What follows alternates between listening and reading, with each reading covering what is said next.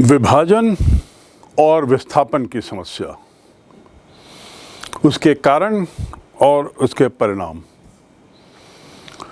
इसको जानने के बाद हमने अध्ययन किया राजवाड़ों के विलय के विषय पर कि ये जो राजवाड़े थे, ब्रिटिश भारत के जो हिस्से थे, उसमें राजवाड़ों का विलय कैसे हुआ, भारत में वे कैसे समाहित किए गए, समस्या का निराकरण कैसे हुआ और सरदार पटेल ने कैसे, किस प्रकार, क्या कदमों के तहत उन्होंने सुनिश्चित किया कि अधिकतम राज्य शांतिपूर्वक भारत में सम्मिलित हो जाए, स्वतंत्र भारत में।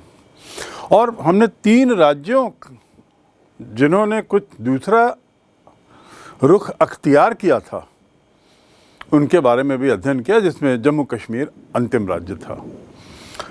अब हम आते हैं अगली समस्या की ओर। राज्यों का विलय तो हो गया, 565 रियासतों का विलय तो हो गया और 565 के आसपास की रियासतें भारत में शामिल हो गई।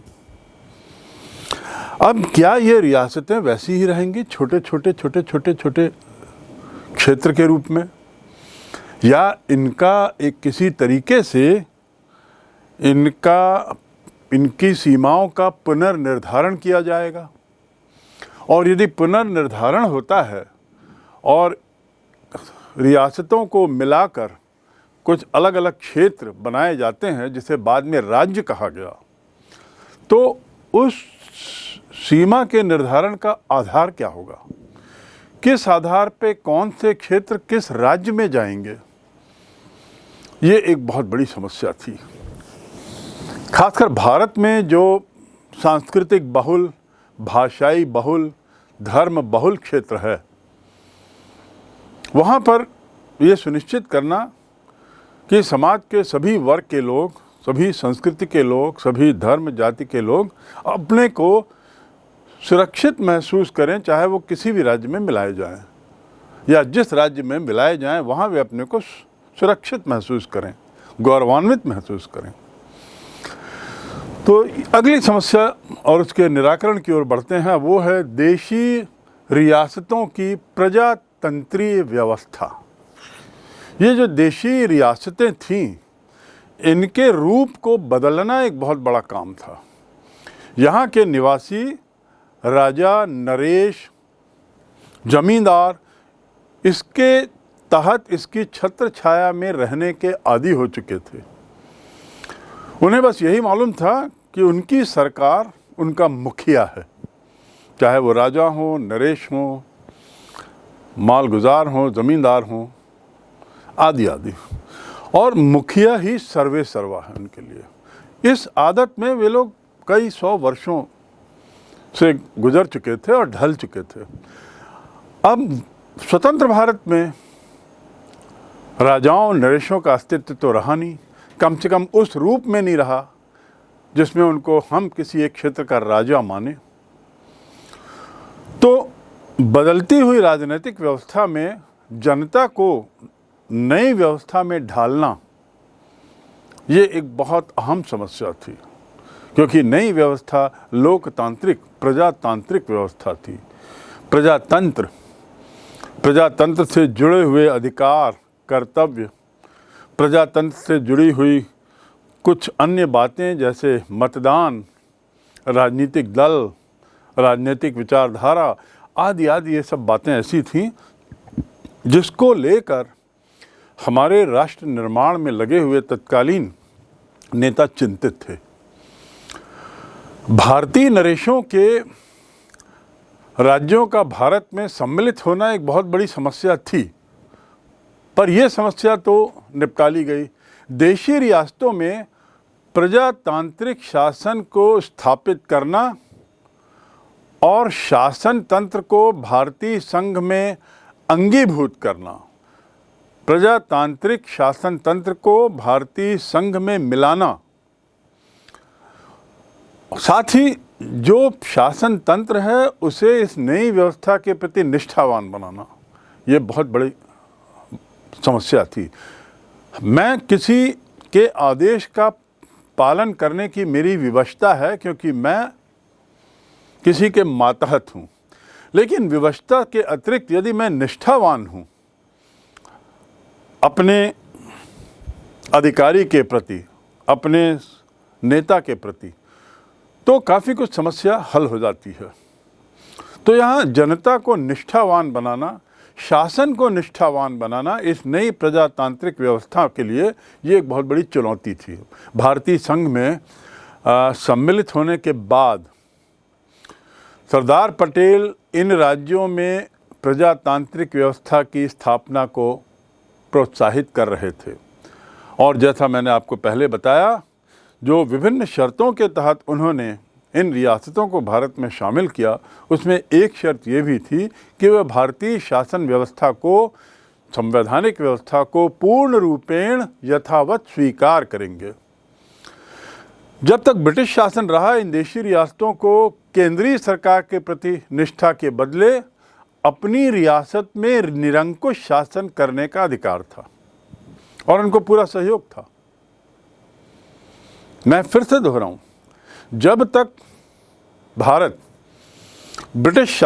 की रियासत ब्रिटिश शासन के मातहत रहे, अर्थात 1947 के पहले, इन रियासतों को केंद्रीय सरकार अर्थात ब्रिटिश सरकार, जिसमें वाइसरॉय मुखिया होता था, उसके प्रति निष्ठावान रहना होता था और उसके बदले ब्रिटिश सरकार इन रियासतों के राजाओं को अपने क्षेत्र में निरंकुश शासन करने का अधिकार देती थी, उनको सहयोग करती थी, उनके अंदरूनी मामलों में दखल नहीं देती थी। परंतु अब तो भारत स्वतंत्र हो चला था, स्थितियां बदल गई थीं। राष्ट्रीय आंदोलन का एक जो मुख्य मुद्दा था वह था लोकतंत्र, स्वतंत्रता के साथ ही लोकतंत्र। स्वतंत्र भारत में तो निरंकुशता की बात ही नहीं थी।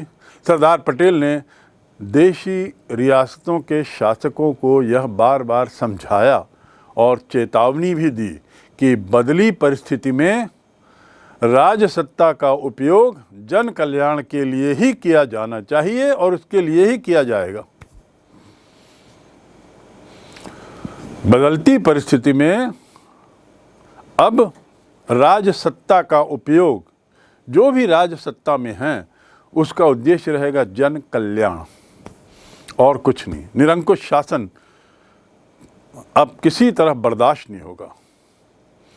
और साथ में सरदार पटेल ने यह भी कहा कि भारत की जो स्वतंत्रता मिली है, भारत, उसके पीछे जो लंबा राष्ट्रीय आंदोलन चला, लंबे राष्ट्रीय आंदोलन का दौर, उसके पीछे जन आंदोलन हुआ।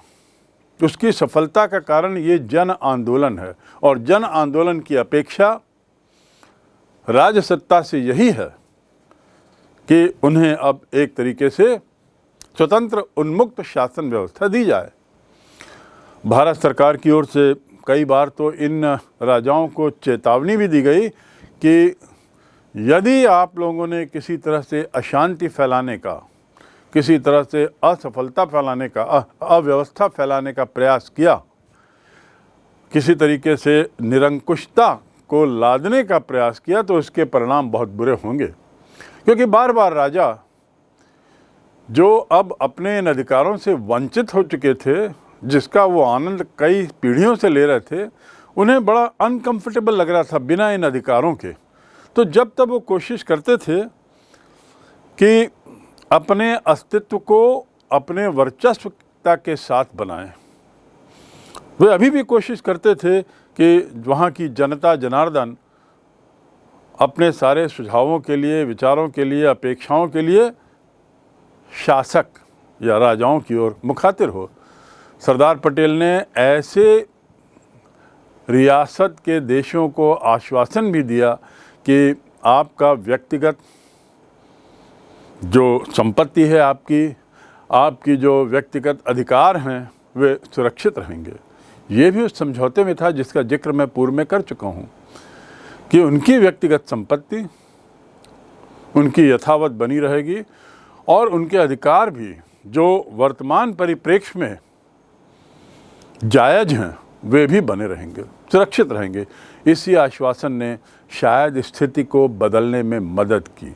कौन सी स्थिति को?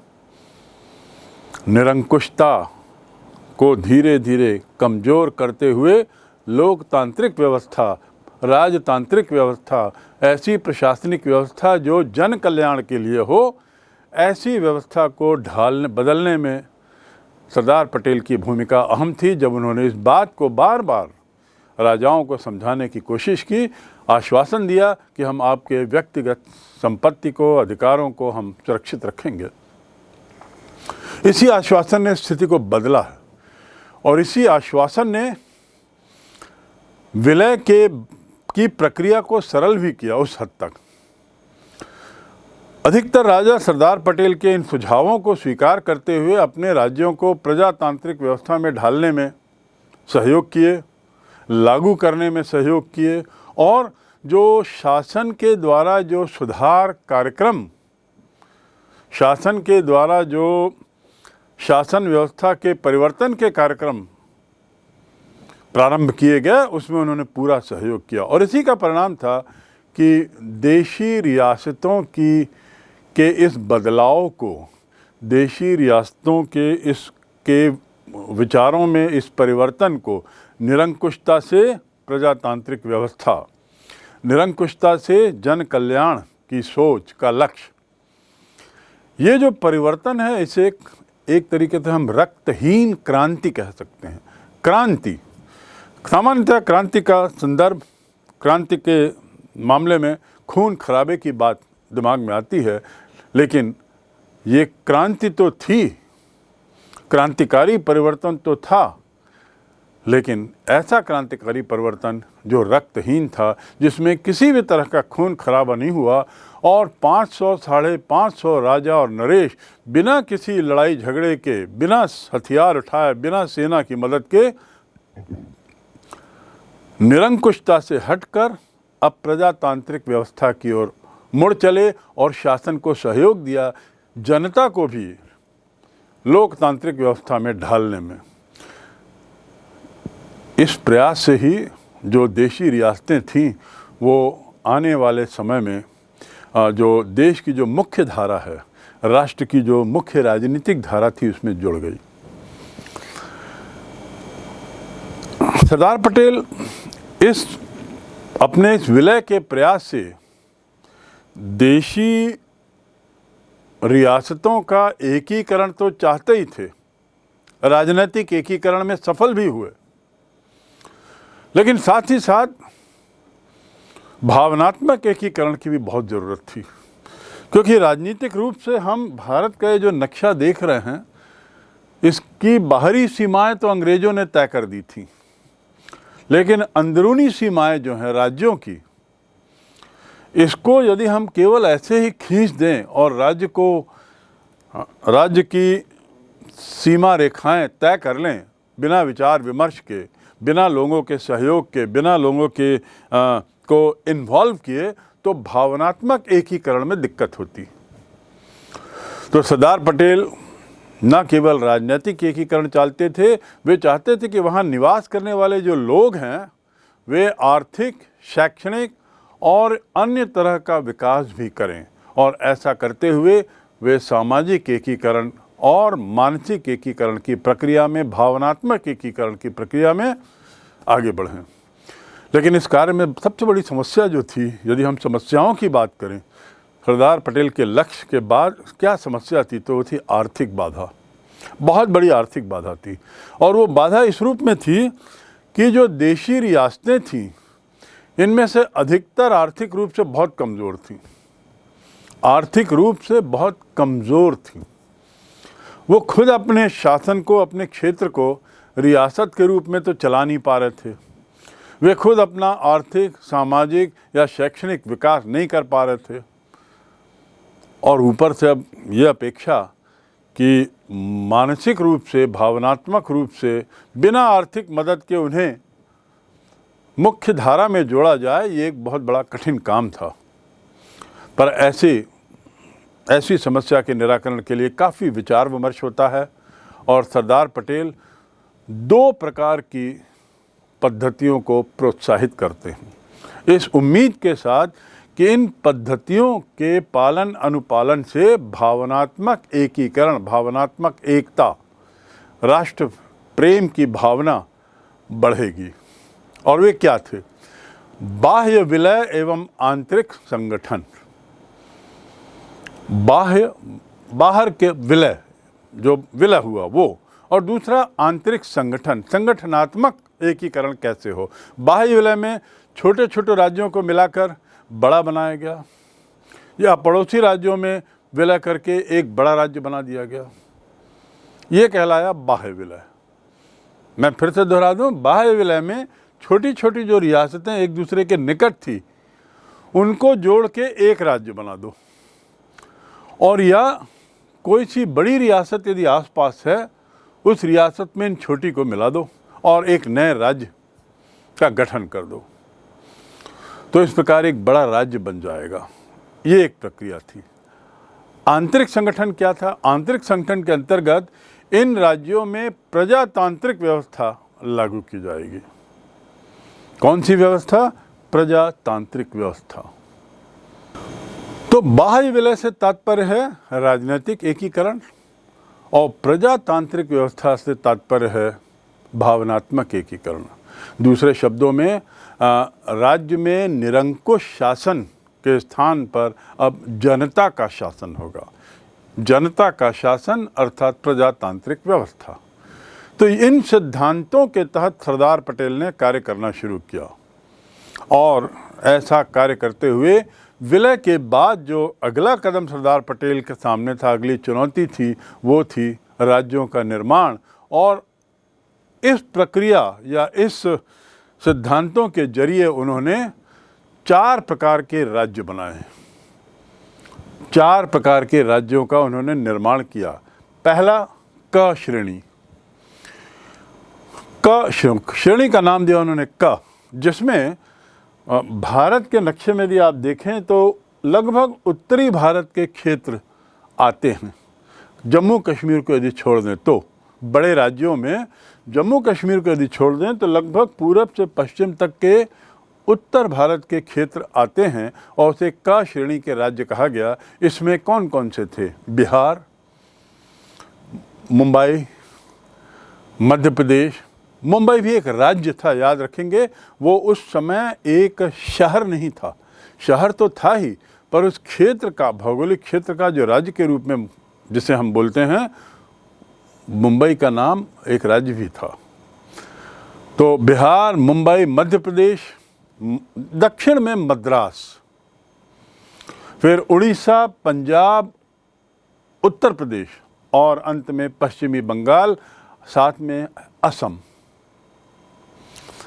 असम से शुरू होकर असम, बिहार, बंगाल, उड़ीसा, उत्तर प्रदेश, पंजाब और बम्बई, ये आते थे क श्रेणी में। और दक्षिण भारत का एक क्षेत्र इसमें शामिल था, वो था मद्रास।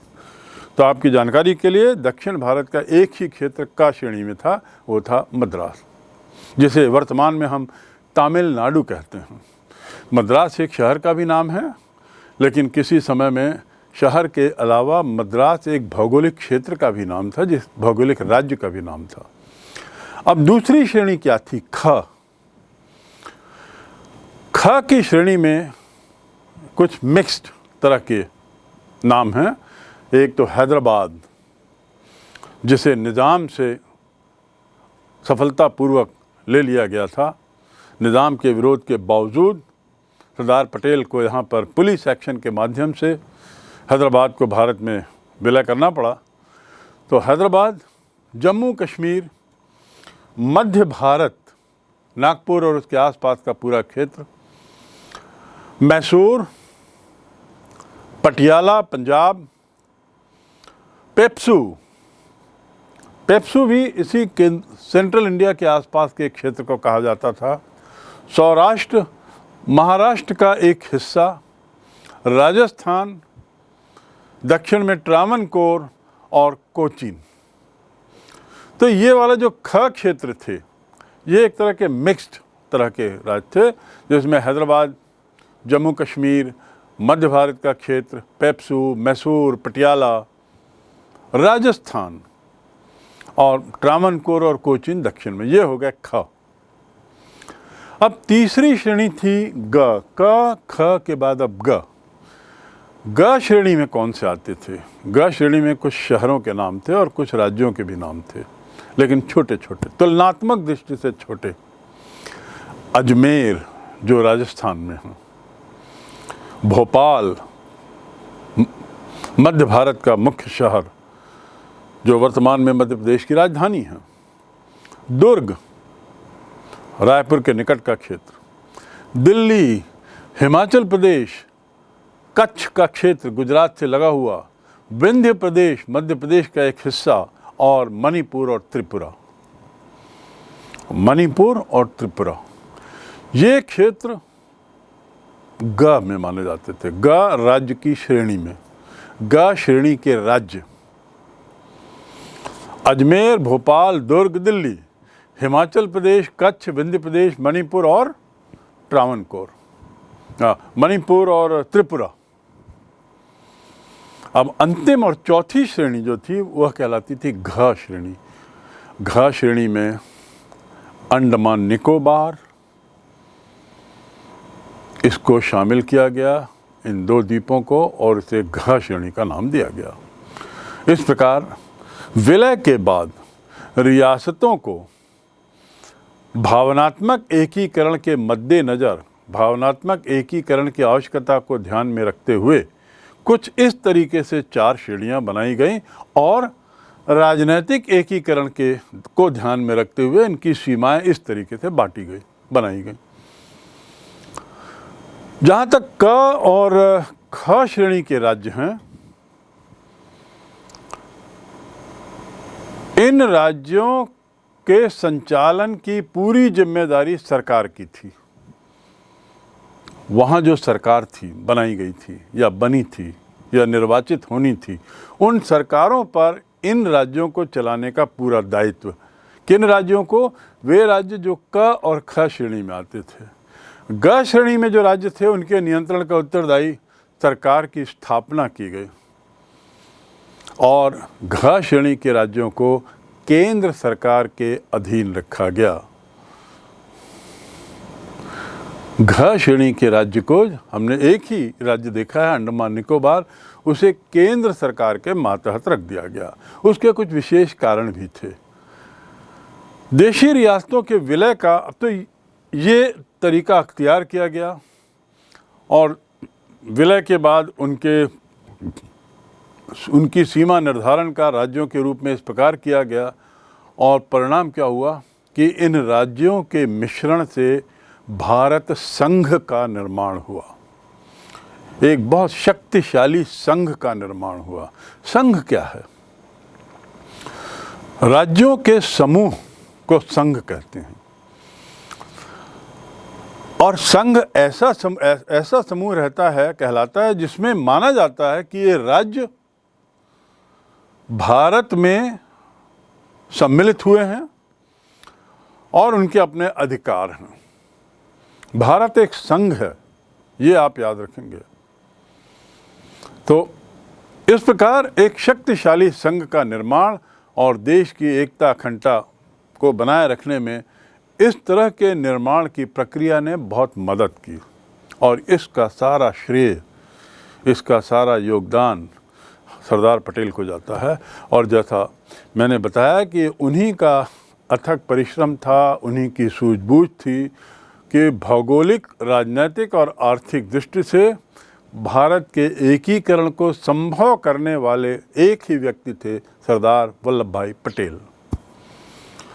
और जैसा मैंने कहा कि ये उन्होंने एक क्रांतिकारी तरीके से किया, और वो भी ऐसी क्रांति से जो रक्तहीन रही, और इसीलिए उनको क्या कहते हैं? 19वीं शताब्दी के जर्मनी के निर्माता बिस्मार्क, जिसने जर्मनी बनाया, या इटली, वह भी कई रियासतों में बटा हुआ था पूर्व में, और बाद में उसका एकीकरण करने में एक व्यक्ति का नाम आता है जिसका नाम था कैवूर। आपकी पुस्तक में कहीं कैमूर लिखा है, वो है एक्चुअली कैवूर। तो भारत में सरदार पटेल को कई लोग कैवूर और कई लोग बिस्मार्क कहते हैं, जो काम इन लोगों ने अपने अपने देश में किया, भारत में 20वीं शताब्दी में रक्तहीन क्रांति के तरीके से सरदार पटेल ने किया। इस प्रकार ये समस्या विलय की और विलय के बाद राज्यों के निर्माण की, देशी रियासतों के मिलन की समस्या का निराकरण होता है।